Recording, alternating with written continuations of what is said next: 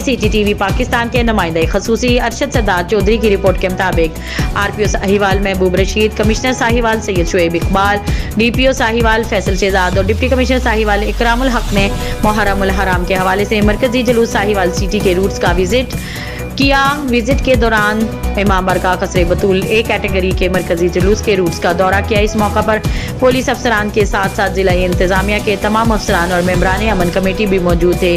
RPO Sahiwal نے security انتظامات کا جائزہ لیا۔ امام بارگاہ قصر بطول میں امن کمیٹی کے ممبران اور جلوس کے منتظمین سے ملاقات کی اور سہولیات کے بارے میں دریافت کیا۔ DPO ساہیوال فیصل شہزاد نے سیکورٹی انتظامات کے حوالے سے بریفنگ دی۔ علماء اکرام، امن کمیٹی کے ممبران اور تمام متبع فکر کے لوگ محرم الحرام میں امن و امان قائم رکھنے کے لیے متحد ہیں۔ RPO ساہیوال محبوب رشید نے محرم الحرام کے مرکزی جلوس کے حوالے سے فول پروف سیکورٹی انتظامات پر اطمینان کا اظہار کیا، جبکہ امن و امان کے قیام کے لیے ممبران امن کمیٹی، علماء اکرام اور تاجر برادری کی خدمات کو سراہا۔